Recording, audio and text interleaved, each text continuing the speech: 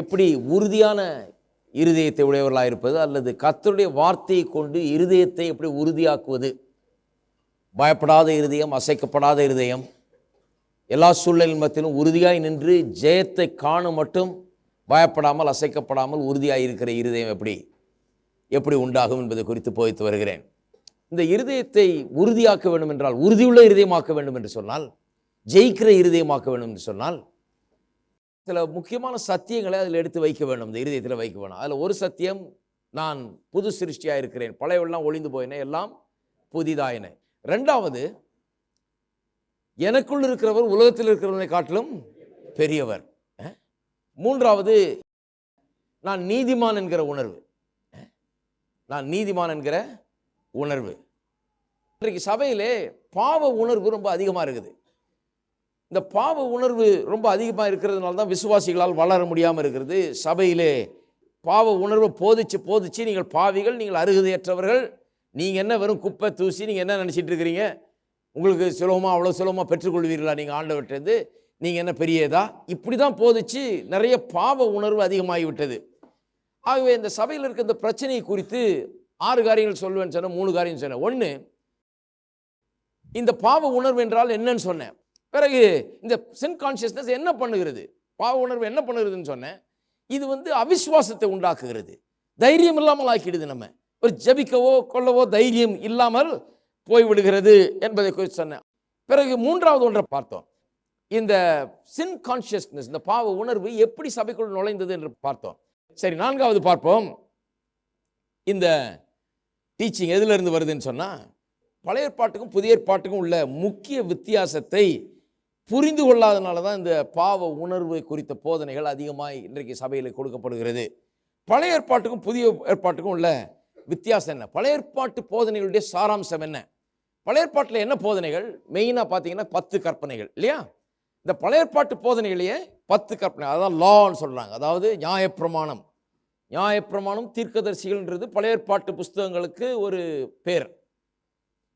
நியாயப்பிரமாணம் முதல் 5 புஸ்தகங்கள் வேத புஸ்தகத்தில் நியாயப்பிரமாணத்தின் புஸ்தகங்கள்னு சொல்கிறாங்க. அங்கே யாத்திராமத்தில் பார்த்தீங்கன்னா மோசேயின் காலத்தில் நியாயப்பிரமாணம் கொடுக்கப்பட்டது, 10 கற்பனைகள் கொடுக்கப்பட்டது. இந்த 10 கற்பனை அடிப்படையாக வச்சு தான் பழைய ஏற்பாட்டு போதனைகள் எல்லாம். பழைய ஏற்பாட்டில் 2 காரியம், ஒன்று லா, இந்த நியாயப்பிரமாணங்கள், அதான் 10 கற்பனை. இன்னொன்று பலிகள், அதெல்லாம் வாசிக்கிறோம், பலிகள். இந்த 2த்தையும் விளக்குறோம் பாருங்க. பழைய ஏற்பாட்டு காரியம் என்ன, புதிய ஏற்பாட்டு காரியம் என்ன புரிந்து கொள்ள வேணும்.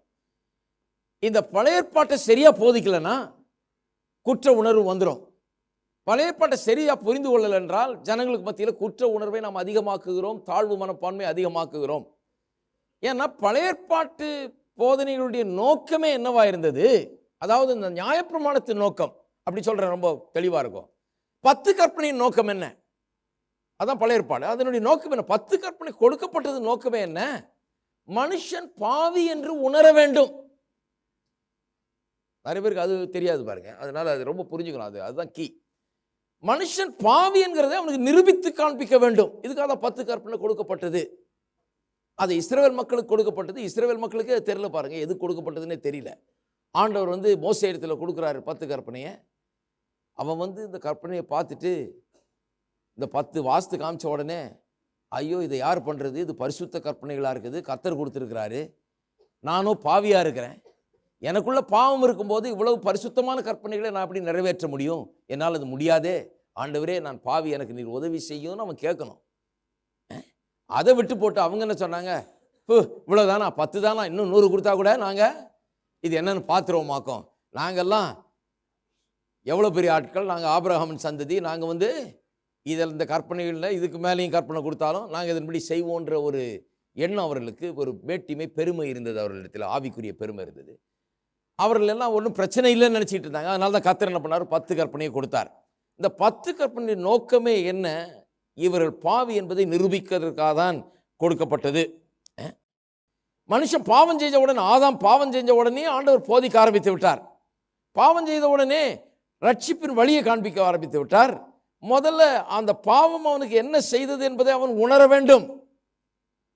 ஏதேன் தோட்டத்தில் அவனுக்கு தோலினாலான உடையை அவர் உண்டு பண்ணி தர்றார். அவன் நிர்வாணத்தை உணர்கிறான். இந்த நிர்வாணத்தை மூடுறதுக்கு அவன் தச்சு போட்ட அத்தி இலையினால் தச்சு போட்ட அந்த உடை போதாது, இதெல்லாம் நிவாரணம். இது நான் பண்ண நிவாரணம், கடவுள் பண்ற நிவாரணம் தான் அது சரியானது. கடவுள் தான் இந்த நிர்வாணத்தை மூடணும், கடவுள் தான் இந்த பாவத்தின் மூலம் அந்த அவமானத்தை மூட வேணும். நான் மூடுறது மூடத்தனம், என்னுடைய மூடுதல் எல்லாம் செல்லாதுங்கிறதை அவன் அறிந்து கொண்டான் அன்னைக்கு. ஏன்னா கர்த்தர் சொல்றாரு, என்னப்பா அத்தியலையில் தச்சு போட்டிருக்க, உட்காந்து எந்திரிச்சுன்னா கிழிஞ்சு ஒரே நாளில் இது போயிடும், அதனால் உனக்கு இன்னும் கொஞ்சம் பர்மனெண்ட்டாக ஒன்று பண்ணித்தரேன்னு சொல்லிட்டு அங்கே ஒரு மிருகத்தை அடித்து அதனுடைய தோலை எடுத்து அவனுக்கு உடுத்து வைக்கிறார். அன்றைக்கு அவன் பார்க்குறான், என் பாவத்தினால சாகாத மிருகங்கள் இன்னைக்கு சாகிறது. ஒரு மிருகம் முதல் முறை சாவு அங்கே நடக்கிறது ஏதேன் தோட்டத்தில். ஒரு மிருகம் சாகிறது ஒரு மனுஷனுக்கு பதிலாக. அதுவே ரட்சிப்பை குறித்த போதனை அங்கே போதிக்கிறார் கர்த்தர். என்ன போதிக்கிறார்? நீ பாவம் செஞ்சிட்ட, உனக்கு ஒரு பலி தேவை. நீ பாவம் செஞ்சிட்ட, ஒரு நாள் என்னுடைய குமாரன் இந்த ஆட்டுக்குட்டியை போல அடிக்கப்பட போகிறார். அவர் அடிக்கப்பட்டு அதன் மூலமாக தான் உன்னுடைய பாவங்கள் மூடப்பட முடியும், உன்னுடைய பாவங்கள் கழுவப்பட முடியும் என்று ஆதியாமத்திலே போதிச்சிட்டாரு. ஆனால் மனுஷன் சரியா புரிந்துக்கல. பிறகு 10 கற்பனை கொடுக்கிறார். ஏன் என்று சொன்னால் அவனுக்கு அவன் பாவி என்கிறதை அவன் உணர வேண்டும். கான்சியஸ்னஸ் ஆஃப் சின் உருவாக வேண்டும் அவனுக்குள்ள. ஏன் சொன்னா அவன் பாவிங்கிறத உணரணும். அவன் பாவிங்கிறத எப்படி உணர்கிறான்?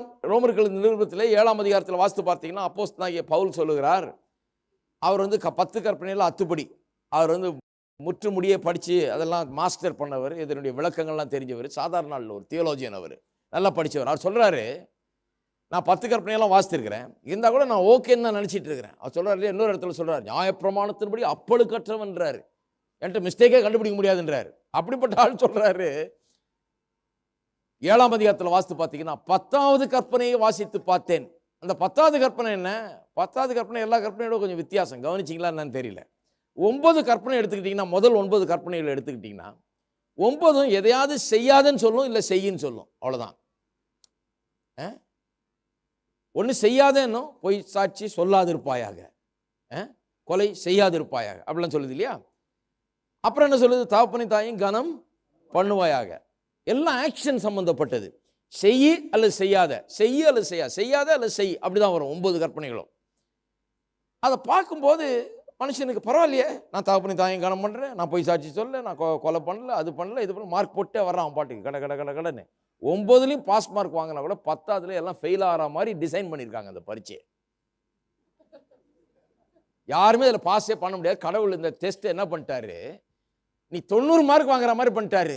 இந்த கடைசியில் 1ல் அவுட்டு, 10ல் அட பரவாயில்லைங்க 90% வாங்கியிருக்கேன்னா, யாக்கோபு 2ஆம் அதிகாரம் 10ஆம் வசனம் சொல்லுது, ஒன்றிலே தவறினாலும் எல்லாவற்றிலும். அதான் நான் சொல்லியிருக்கேன் முன்னே, ஓல்டு எஸ்எஸ்எல்சி. நாங்கள்லாம் அந்த சிஸ்டமில் வந்தவங்க, அந்த இம்சையை அனுபவிச்சவங்க. அதனால சொல்கிறேன், நிறைய பேர் கஜினி முகமது மாதிரி பலமுறை படையெடுத்து எக்ஸாம் ஹாலுக்கு அதுலேருந்து மீள முடியாமல் மாட்டிட்டவங்க உண்டு. அந்த ஓல்டு எஸ்எஸ்எல்சியினுடைய விசேஷம் என்னன்னா, அது இந்த நியாயப்பிரமாணம் மாதிரி பாருங்க. நல்லா படித்து எல்லாத்துலேயும் பாஸ் ஆனால் கணக்கில் அவுட்டு. சரி, திருப்பியும் எல்லாத்தையும் படிக்கணும், எல்லாத்தையும் படித்து இந்த தடவை கணக்கில் டியூஷன் வச்சு பார்த்தா அடுத்த தடவை தமிழில் அவுட்டு. சரி, இந்த தடவை தமிழை நல்லா படிக்கலாம்னா அடுத்த தடவை இங்கிலீஷில் அவுட்டு. இப்படி எதுலையாவது ஒன்றில் அவுட் ஆகி ஆளே அவுட் ஆகிடுது. கடைசியில் பாஸே பண்ண முடியாமல் போயிடுது. இப்போ இருக்கவங்கலாம் கிருபையின் காலத்தில் வாழ்கிறீங்க. இப்போ இருக்க வாலிபர்லாம் சந்தோஷப்படுங்க. ஒன்றும் இல்லை, ஒரு சப்ஜெக்ட் எழுதுனா போதும், ஒரு 7-8 அட்டம்ப்டில் பாஸ் பண்ணிவிட்டு போயிடலாம். யாரும் உங்களை என்னன்னு கேட்க போகிறது. இந்த தடவை கணக்கு, அடுத்த தடவை தமிழ், அப்படியே எழுதிட்டு போயிடலாம். ரொம்ப கஷ்டமாக இருந்தால். கஷ்டமே இல்லை, இப்போ அந்த மாதிரி ஆயிடுச்சு. இது கிருபையின் காலம், அது நியாயப்பிரமாணத்தின் காலம் நாங்கள் வாழ்ந்தது. நியாயப்பிரமாணம் அப்படி பாருங்க, எல்லாருமே ஃபெயில் ஆனு தான் டிசைன் பண்ணியிருக்காரு. ஆண்டவர் அடி பண்ணிட்டாரு வேணுன்னு. இது விளங்கல ஜனங்களுக்கு. நான் பண்ணிடுறேன்னாக்க நினைக்கிறேன், முடியாது. 10 கற்பனை எடுத்து நான் அதை செஞ்சு அதன் மூலமா நான் நீதிமான் ஆயிடுவேன்னு சொன்னா நடக்கவே நடக்காது. நியாய பிரமாணத்தினால் ஒரு மனுஷனும் நீதிமான் ஆக்கப்பட முடியாதுன்னு வேதம் சொல்லுது. அதனால தான் கர்த்தர் என்ன சொன்னார், கொடுக்கும்போது என்ன சொன்னாரு, இதை செய்யுங்கள், செய்தால் பிழைப்பீர்கள்னாரு. அப்படின்னா என்ன அர்த்தம்? நீ பிழைக்கவே மாட்டேன்படி அப்படின்னு அர்த்தம். இதை செஞ்சு நீ பிழைக்க போறது இல்லை, அதனால தான் உனக்கு இந்த சேலஞ்சை கொடுக்குறேன். இதை செய்தால் பிழைப்பாய். நீ ஏன் சொல்றேன்? இதை செஞ்சு பாரு, பிழைக்க முடியாம ஐயோ ஆண்டவரே அப்படி கதறும் போது, சிலுவையில இயேசு உனக்காக நான் மரிக்க பண்ண போகிறேன், விசுவாசத்தால் நீதிமான் பிழைப்பான், நியாயப்பிரமாணத்தினால் அல்ல. இதுதான் கிறிஸ்தவ போதனைகளின் சாராம்சம். பாருங்க, இது ரொம்ப நல்லா விளங்கிக்கணும். 10வது கற்பனை என்ன? 9 செய்யாதன்றதை பற்றி. 10வது என்ன தெரியுமா? இச்சியாது இருப்பாயாக. அப்படின்னா செஞ்சியான்னு அர்த்தம் இல்லை, உள்ள என்ன இருக்குன்னு அர்த்தம். இங்கே தான் மாட்டிக்கிறாங்க, எல்லாம் மாட்டிக்கிறாங்க இங்கே. ஏன்னு சொன்னால் செய்யல, ஆனால் உள்ளே இருக்குது. இதை விளங்கிட்ட பாவத்தை பற்றி நம்ம போதிக்கிறது கூட நமக்கு நல்லா விளங்கும் எப்படி பண்ணுறதுன்னு. ஏன்னா நாங்கள்லாம் அந்த காலத்தில் காஸ்பிள் மீட்டிங்க்கு போனால் பொடி போடுறவனே, சிகரெட் குடிக்கிறவனே, விஸ்கி குடிக்கிறவனே, சினிமாவுக்கு போகிறவனே இப்படி தான் போயிச்சாங்க. அங்கே பாதி பேர் நல்ல யோகியர்கள் வந்திருக்கிறாங்க பாருங்க. அவங்க பொடியும் போடுறதில்ல, சிகரெட்டும் குடிக்கிறதில்ல, அவங்க சினிமாவுக்கும் போனதில்லை, அவங்கெல்லாம் அதை வெறுக்கிறவங்க பாருங்க. உலகத்தில் ஒரு பகுதி மக்கள் அப்படி இதெல்லாம் பண்ணுறாங்க. ஆனால் இன்னொரு பகுதி நல்ல யோகியர்கள் இருக்காங்க. உங்களுக்கு தெரியுமா? உங்களுக்கு நல்ல மக்கள் இருக்கிறாங்க உலகத்தில். எத்தனை பேருக்கு தெரியும் நல்ல ஆட்கள் இருக்கிறாங்கன்னு? இதெல்லாம் எந்த கெட்ட பழக்கமும் இல்லாமல் ஒழுங்காக குடும்பம் உண்டு, தான் உண்டு, போனோமா இது பண்ணோமா வந்தமான்னு இருக்கிற ஆட்கள் இருக்கிறாங்க. அவங்கெல்லாம் வந்துட்டு இருக்கிறாங்க.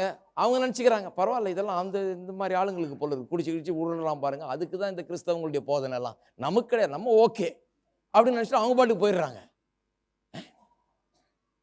என்ன நினச்சிக்கிறாங்க? இந்த கிறிஸ்தவ போதனை எல்லாம் இந்த குடிக்கிறவனுக்கும் இந்த வேசித்தனம் பண்ணுறவனுக்கும் அல்லது ஏதாவது பேங்க்கை திருடுறவன், இந்த மாதிரி கொள்ளை அடிக்கிறவன், இந்த மாதிரி மோசமான ஆட்கள் அவங்கள தான் பாவின்றாங்க. அவன் போய் இது ஏதாவது ரட்சிக்கப்படலான்றாங்க. நமக்கு தேவையில்லை, நம்ம ஏற்கனவே ஓகே. நம்ம என்ன பக்கத்து வீட்டுக்காரனை கூட அவனை விட எவ்வளோ நல்லா இருக்கிறோம். அவன் போய் பேசுகிறான், நம்ம எங்கே போய் பேசுகிறோம். அவன் திருடுறான், நம்ம எங்கே இப்படி இருக்காங்க.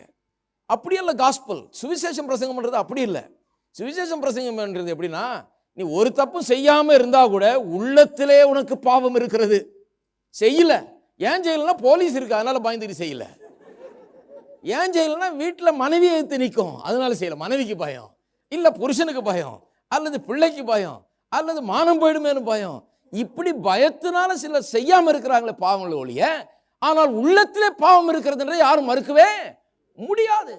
அப்ப சுவிசேஷ பிரசங்கம் பண்ணும்போது நம்ம என்னத்தை வலியுறுத்துறோம்? உள்ளத்தில் இருக்கிற பாவத்தை பற்றி தான் பேசுறோம். பாவமே செய்யாதால நீ ஓகேன்னு சொல்றது இல்லை. நாம எல்லா மனுஷனுக்குள்ளும் பாவம் இருக்கிறது. இந்த பாவம் என்கிற ஒரு அந்நிய சக்தி மனுஷனுக்குள்ளாக புகுந்து அவனுடைய மனதையும் அவனுடைய இருதயத்தையும் ஆட்கொள்ளுகிறது. எல்லா மனுஷரும் வாழ்க்கையில ஏதாவது ஒரு நேரத்தில் இந்த பாவத்தின் இழுப்பை உணர்ந்திருக்கிறார்கள். இந்த பாவம் அவர்களை இழுக்கிறது, அவர்களை தொந்தரவு செய்கிறது, அவர்களை தவறான வழிக்கு இழுத்து செல்ல முயற்சிக்கிறது. இவர்கள் அதிலிருந்து தங்களை காப்பாற்றிக் கொள்ள பெரிய முயற்சியில் ஈடுபட்டிருக்கிறாங்க. இன்னைக்கு வரைக்கும் அவங்க காப்பாற்றிட்டு வந்ததே பெரிய காரியம், செய்யாம வந்ததே ஏதாவது சான்ஸ் கிடைக்கலன்னு அர்த்தம், அதனால செய்யல.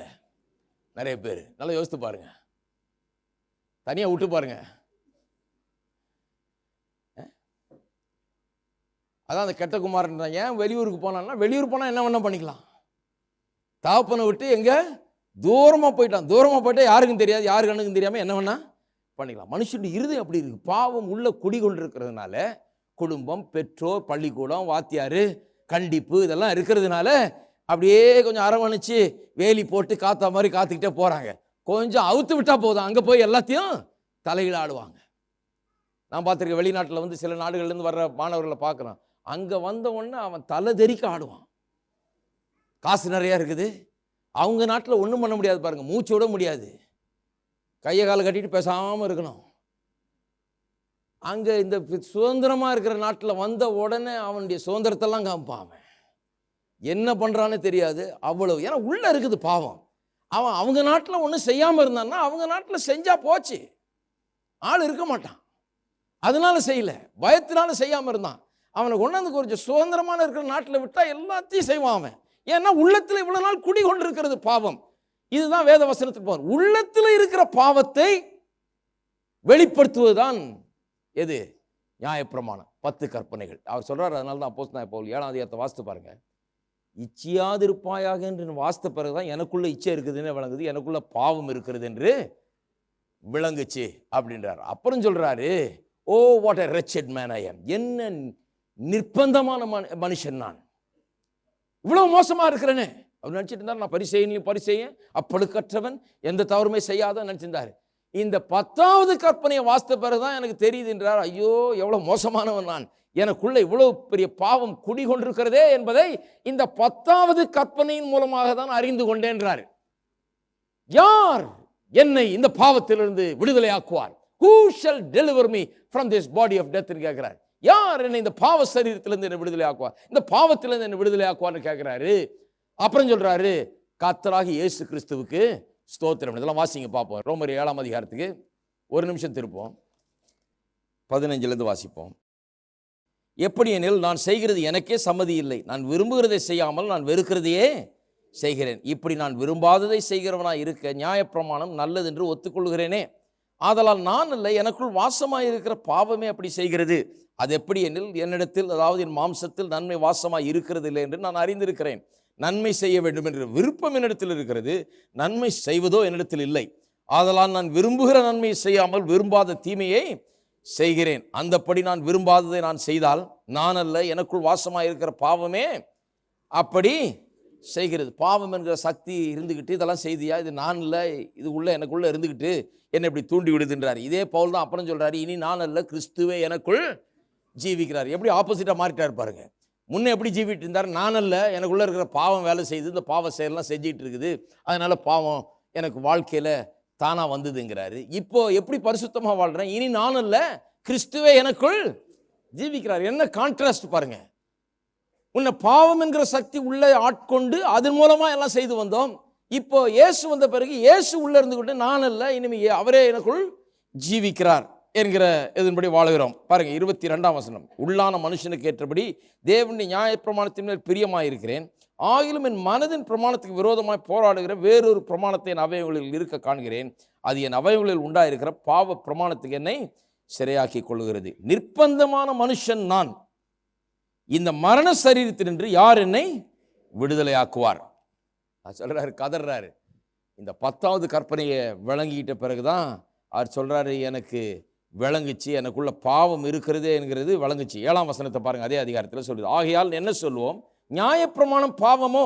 அல்லவே, பாவம் இன்னதென்று நியாயப்பிரமாணத்தினால் நான் அறிந்தேனே அன்றி மற்றபடி அறியவில்லை.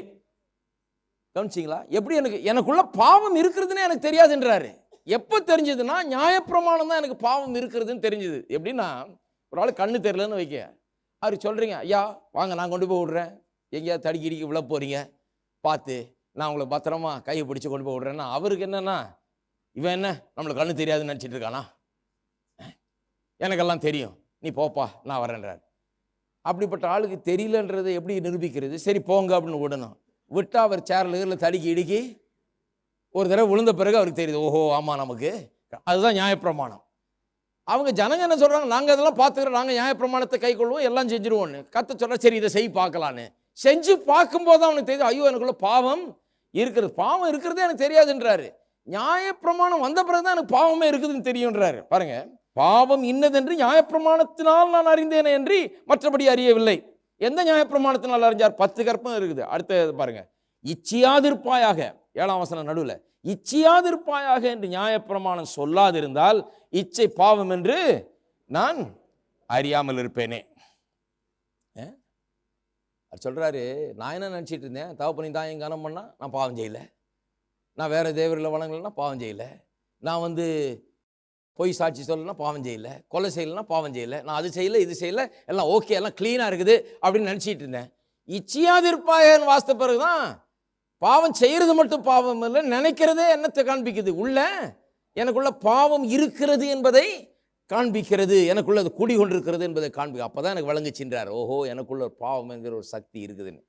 அதை விளங்கிக்கிட்டு தான் 24ஆம் வசனத்தில் கதறுகிறார், நிர்பந்தமான மனுஷன் நான், இந்த மரண சரீரத்தினின்று யார் என்னை விடுதலையாக்குவார்? அடுத்த வசனம், யார் விடுதலையாக்குவார்னு சொல்றாரு, நம்முடைய கர்த்தராகிய இயேசு கிறிஸ்து மூலமாய் தேவனை ஸ்தோத்தரிக்கிறேன். எப்படி சொல்றாரு பாருங்க. அப்ப இயேசு தான் விடுதலையாக்குகிறவர், நியாயப்பிரமாணத்திலிருந்து விடுதலையாக. அப்ப பழைய ஏற்பாட்டில் நியாயப்பிரமாணம் எது கொடுக்கப்பட்டது? மனுஷன் பாவி என்கிறதை உணர்த்தும்படியாய் கொடுக்கப்பட்டது.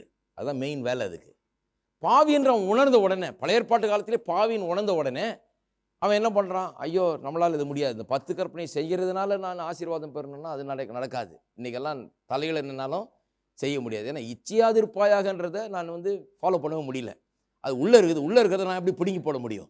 ஏன் இருதயத்தில் இருக்கிற காரியத்தை நான் எப்படி சரி பண்ண முடியாது.